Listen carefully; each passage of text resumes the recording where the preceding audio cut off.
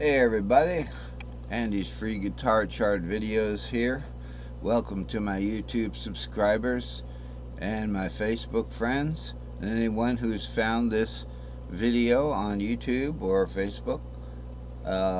We are going to be discussing my latest chart that I finished, I guess it was last night, but really it was a little bit after midnight.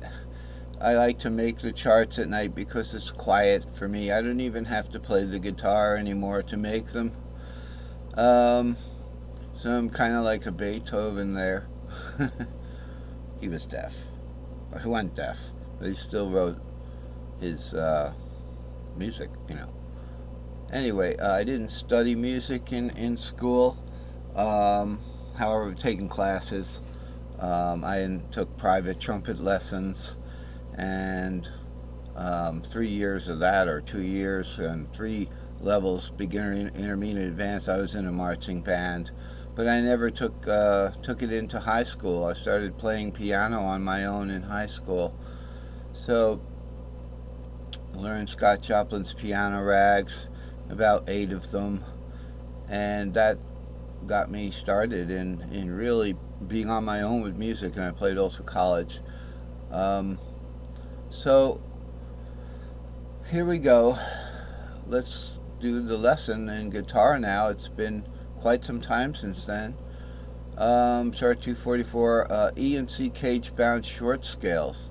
Okay, so from last lesson, we saw that, and also it says effect or benefit of the tuning warp on all 5 cage shapes. Okay, E and C, it seems like it has helped them, all right? And the reason why, and we'll talk about what the tuning warp is if you don't know what it is. Most people do kind of know what the tuning warp is, but they don't. So keep in mind, I have a down-tuned guitar here. It has nothing to do with the theory that we're going to learn today. It just has to do with this. When I play my E shape down here, it comes out a C. Okay, want to make sure we got enough volume on the piano. So we got E shaped E, real deal E. There's the low one. There's the high one. Wow, something doesn't want to be playing so hot here. All right. So I usually tune to the C thing.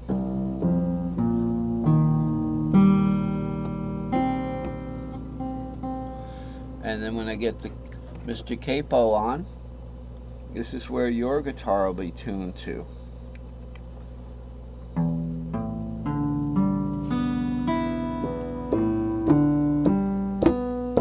There's an echo in this room.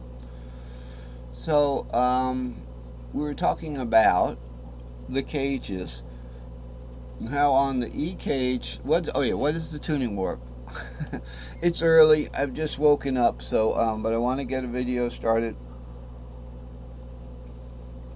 I've got a strong cup of instant coffee with some, like a scoop of Cool Whip in it or something. So, and let's look at this. So we got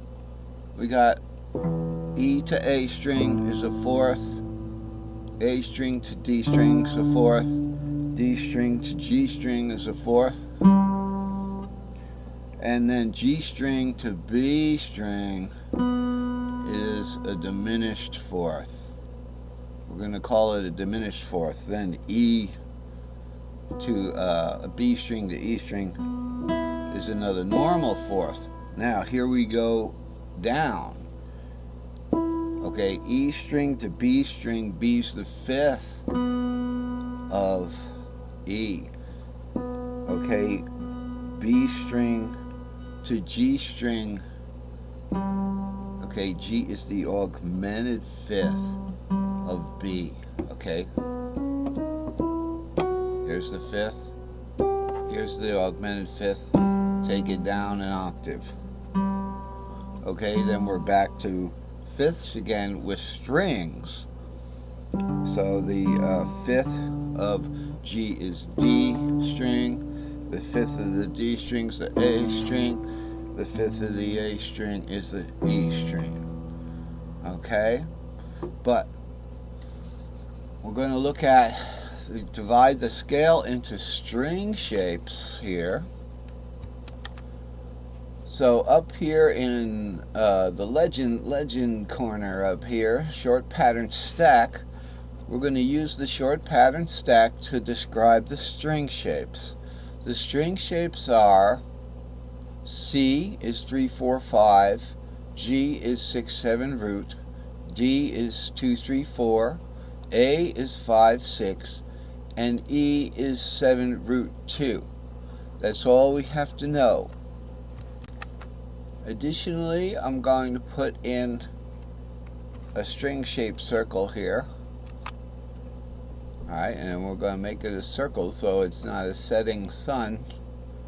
You know how the setting sun gets flat on the horizon? Right. So that's because of the bending of the long wave, light waves. Red is the long, it bends more. As a matter of fact, when you get into the lower than red, which is infrared, it can go all the way around the world.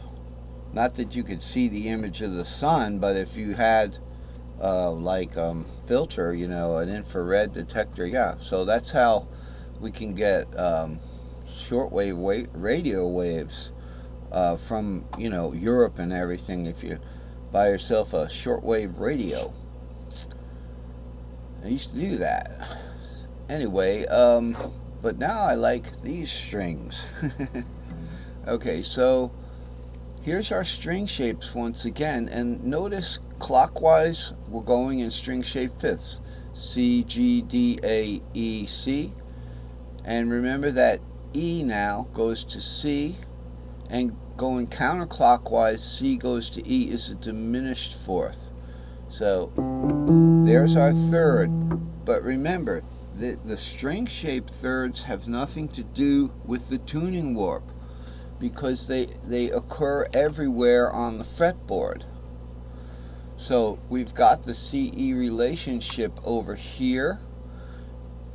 Okay, we've got it by the warp, and it's warped. The CE relationship gets warped with the tuning warp. So that's the third right there. Let's find an R. Here's an R, and here's our third. And our fourth is over here.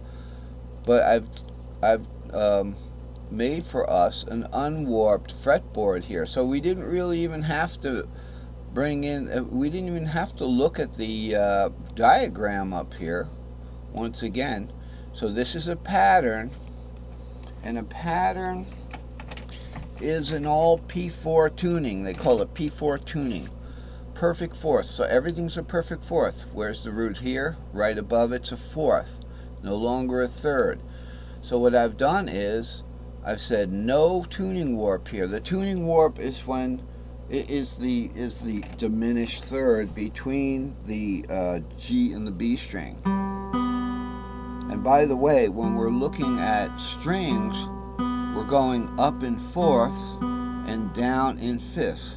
So the augmented fifth of B is G. The opposite relationship exists with the string shapes. Okay, the string shapes go up in fifths and down in fourths.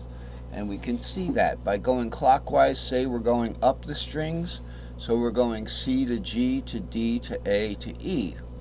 Now let's look at that. C to G to D to A to E. Going down, we go in string shaped fourths. The fourth of E is A, fourth of A is D, the fourth of D is G, the fourth of G is C. Okay, and the diminished fourth of C is E. That relationship still exists. And I noticed even with the violin, when I did double string shapes, that relationship still exists. I'm still not totally convinced that it's not because of the tuning warp, as we call it. And here we have no warp. So this is